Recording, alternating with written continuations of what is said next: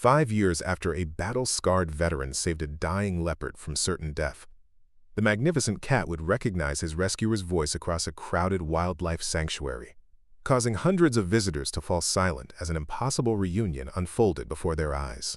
What happened next would move even the most hardened conservationists to tears, proving that some bonds transcended the boundaries between human and wild.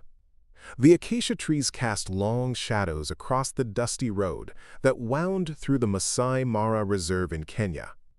Dawn had broken an hour ago, painting the African sky in brilliant oranges and deep purples, but the beauty of the morning stood in stark contrast to the tragic scene unfolding on the red dirt track. A young leopard lay motionless beside an overturned poacher's trap, her golden coat streaked with dried blood, black rosettes barely visible beneath the grime and wounds that covered her elegant form. The trap had done its cruel work perfectly. Razor-sharp metal teeth had clamped down on her left hind leg with bone-crushing force, shattering the delicate bones and tearing through muscle and sinew. In her desperate attempts to escape, she had only made the injuries worse, the serrated edges cutting deeper with each frantic struggle. Now she lay in defeat, her magnificent yellow eyes clouded with pain and exhaustion, ribs showing through her matted fur from days without food or water. Park rangers had discovered her an hour earlier during their morning patrol, but protocol was clear and unforgiving. Injured wildlife that couldn't be easily treated was to be humanely euthanized to prevent suffering. The radio crackled with arrangements being made for the vet to arrive with his lethal injection. To them, she was already gone, just another casualty in the endless war between poachers and conservation. Tourist vehicles began to arrive as word spread through the camp radio network. Cameras clicked rapidly from safe distances as visitors documented the, quote, nature documentary moment unfolding before them. Guides explained matter-of-factly how injured predators were too dangerous and expensive to save, especially ones with such severe trauma. Children pressed their faces against windows, asking if someone could help the beautiful cat, only to be told that this was simply how nature worked. The morning sun climbed higher, and still the leopard remained where she had fallen. Flies buzzed around her wounds while she occasionally lifted her head to track the movements of the vehicles and people who observed her suffering with detached curiosity. Her breathing came in shallow, labored gasps, each rise and fall of her chest potentially her last. The trap's chain remained locked around her mangled leg, a cruel reminder of human cruelty that would likely be her final experience on Earth. But sometimes, when death seems certain and hope appears lost, fate sends exactly the right person to exactly the right place at exactly the right moment. The sound of an approaching Land Cruiser cut through the morning air, its engine note different from the polished safari vehicles that had been circling the scene. Behind the wheels sat Marcus Chen, a 45-year-old former Marine medic whose weathered hands gripped the steering wheel with the same steady precision that had once saved lives in the mountains of Afghanistan. His dark eyes, framed by premature gray at the temples, carried the weight of too many memories and too many friends who hadn't made it home. Marcus had arrived in Kenya 6 months ago, not as a tourist or researcher, but as a man running from ghosts that followed him across 3 continents. After 15 years treating wounded soldiers in some of the world's most dangerous places, he had returned to civilian life to find that peace felt more terrifying than war. His wife Sarah had tried for 2 years to reach the man who came back from his final deployment, but the Marcus who held her at night was a stranger wearing her husband's face. The divorce papers had been finalized 3 months before his departure to Africa. Sarah had remarried within weeks, choosing a life of suburban normalcy with an accountant who had never seen combat, never woken up screaming, never flinched at the sound of backfiring cars. Their daughter Emma, now 16, barely answered his phone calls anymore, too busy building a life that didn't include a father who existed more in war zones than in living rooms. Marcus had come to Kenya to work with Doctors Without Borders, but even that had fallen apart when his hands began shaking during a critical surgery. Post-traumatic stress, the psychiatrist had explained, as if giving it a name would somehow make the tremors stop or the nightmares fade. The medical board had suspended his license pending psychological evaluation, leaving him stranded in a country where he knew no one and had nowhere else to go. For the past month, he had been volunteering at small animal clinics in Nairobi, trying to keep his medical skills sharp while working with creatures that didn't judge him for his failures. Dogs and cats didn't care about his divorce, or his nightmares, or the way his voice sometimes caught when he talked about home. They simply needed healing, and healing was the only thing Marcus had ever been truly good at. He had driven out to the reserve that morning seeking solitude, hoping the vast African landscape might offer the peace that had eluded him in crowded cities and sterile hospitals. Instead, he found himself pulling up to a scene that made his trained eye immediately assess what others had already written off as hopeless.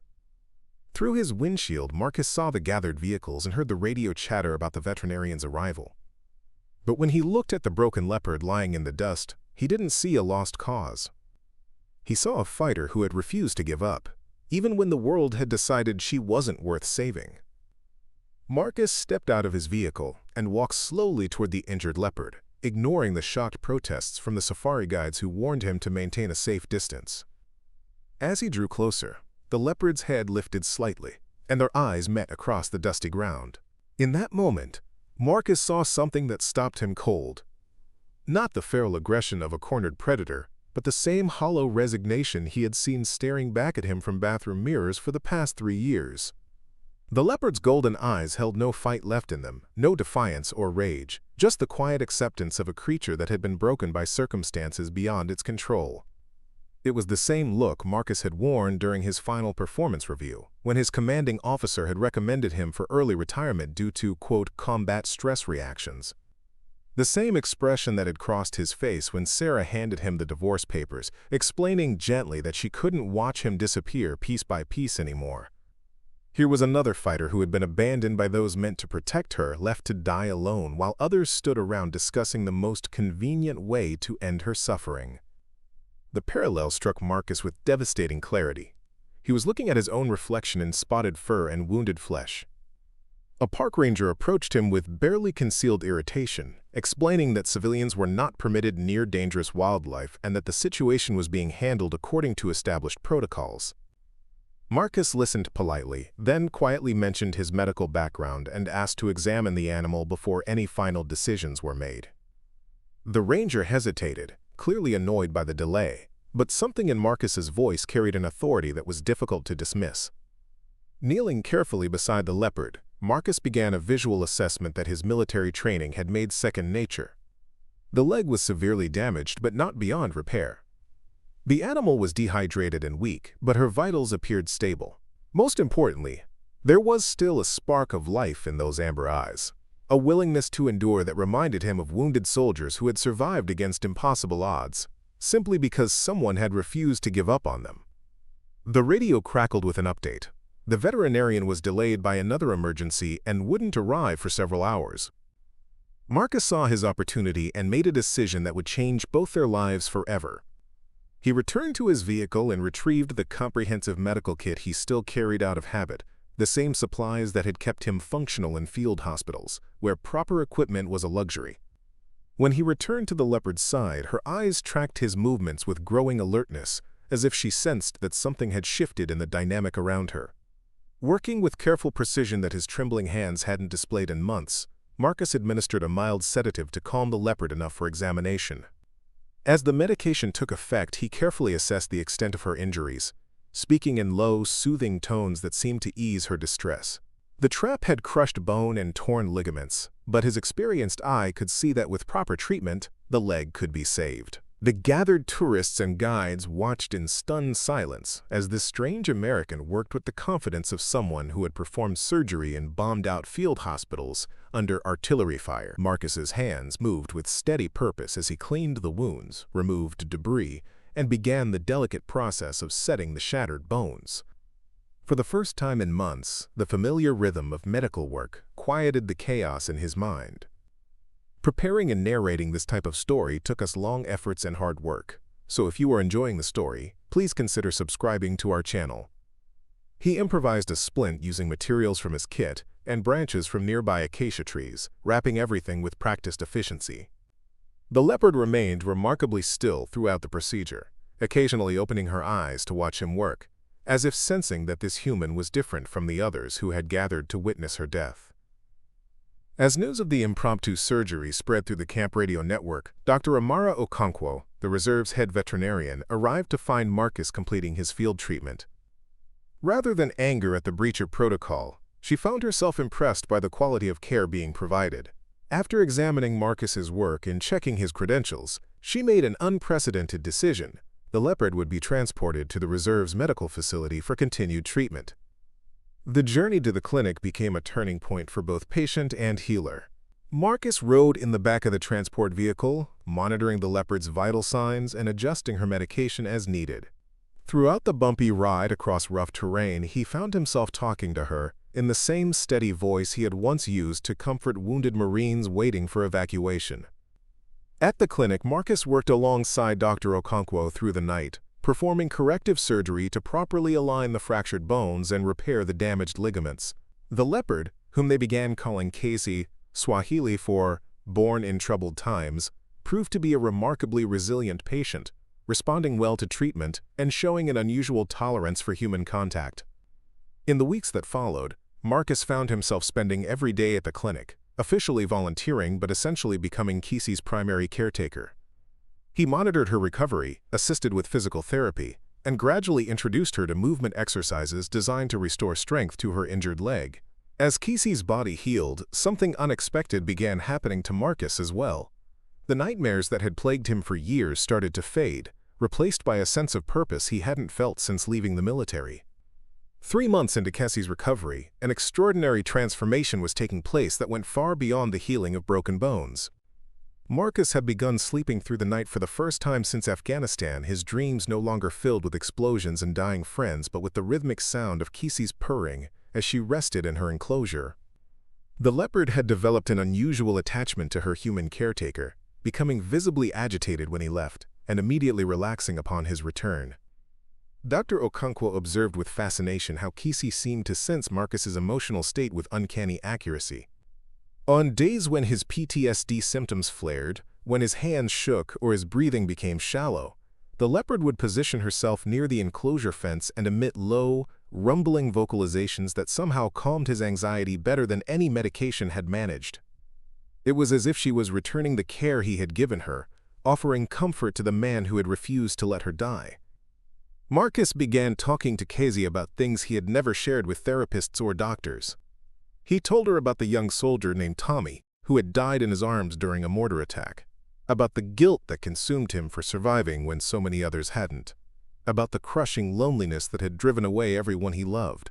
Casey listened with those intelligent amber eyes, never judging, never offering empty platitudes, simply being present in a way that allowed Marcus to finally process grief he had carried alone for years. The healing wasn't one-sided. As Casey regained strength in her injured leg, Marcus helped design increasingly complex enrichment activities that challenged her natural hunting instincts and problem-solving abilities. He built climbing structures, created hiding spots for food, and spent hours playing games that stimulated her mind while rebuilding her confidence. Through nurturing her recovery, Marcus rediscovered skills and passions that war had buried beneath layers of trauma. Their peaceful routine was shattered when Marcus received a call that changed everything. Emma, his estranged daughter, had been in a serious car accident in California and was asking for. For the first time in 2 years, she needed her father, but traveling to America would mean leaving Cassie at a critical point in her rehabilitation. The timing couldn't have been worse. The reserve was planning to relocate several animals to a new facility, and there was talk of transferring Casey to a breeding program in South Africa. Dr. Okonkwo watched Marcus struggle with the decision, seeing how torn he was between his daughter's needs and his commitment to the leopard, who had become his salvation. The irony wasn't lost on either of them. In saving Casey, Marcus had found the strength to face his own family again, but doing so might mean losing the connection that had made his healing possible. Marcus made the heartbreaking decision to leave for California, spending his final morning with Casey in an emotional goodbye that Dr. Okonkwo later described as one of the most moving scenes she had ever witnessed. The leopard seemed to understand that something was different, pressing against the fence as Marcus reached through to touch her face one last time. Her purrs, mixing with his quiet words of gratitude for saving his life just as surely as he had saved hers. The reunion with Emma led to months of difficult conversations, family therapy, and the slow rebuilding of a relationship that had been shattered by war and neglect. Marcus learned that his daughter had been struggling with her own demons, using dangerous behavior to cope with the abandonment she felt when her father had emotionally disappeared after his deployment. Together they began healing wounds that went deeper than either had realized, and Marcus eventually moved back to California to be closer to Emma as she finished college. 5 years passed before Marcus returned to Kenya, now accompanied by Emma, who had become a veterinary student inspired by her father's stories of Kizi. They visited the Maasai Mara Reserve as part of a conservation program, with Marcus hoping against hope that somehow, somewhere, his former patient might still remember the man who had refused to let her die on a dusty road so many years ago. The wildlife sanctuary had grown significantly, now housing over 100 rescued animals in spacious natural enclosures. As Marcus and Emma joined a group tour, he found himself scanning every leopard habitat with barely contained emotion, knowing the chances of finding Kizi were impossibly small. Most of the staff from his time there had moved on, and the new guides knew nothing of an injured leopard rescued half a decade earlier. Then, as their group approached the large cat section, Marcus began speaking quietly to Emma about the techniques he had used during Kizi's rehabilitation. His voice, though older and more weathered, still carried the same gentle cadence he had used during those long recovery sessions. From somewhere in the dense vegetation of a nearby enclosure came a sound that made Marcus's heart stop, a low, rumbling vocalization he would have recognized anywhere. A magnificent leopard emerged from the shadows, moving with only the slightest favoring of her left hind leg, her amber eyes fixed on Marcus through the crowd of tourists, and for a moment that seemed to stretch into eternity, time stood still. Kizi approached the viewing area with deliberate steps, never breaking eye contact, and released the same comforting purr she had used to calm his nightmares years before. Tears streamed down Marcus's face as he whispered her name, and even the other tourists fell silent, sensing they were witnessing something extraordinary that none of them fully understood. Preparing and narrating this type of story took us long efforts and hard work, so if you are enjoying the story, please consider subscribing to our channel. The moment stretched beyond all rational explanation, as Kessie pressed her powerful body against the reinforced fencing, her rumbling purr growing louder with each passing second. Marcus stepped closer to the barrier, his hand trembling as he reached toward the magnificent cat who had changed the trajectory of his life. When his fingers made contact with her face through the mesh, Kizi closed her eyes and leaned into his touch with the same trust she had shown during those vulnerable early days of recovery. Emma watched in stunned amazement as her father, the stoic veteran who rarely showed emotion, broke down completely at the fence line. Other tourists began pulling out phones to record the incredible scene, but something about the profound intimacy of the moment made them hesitate.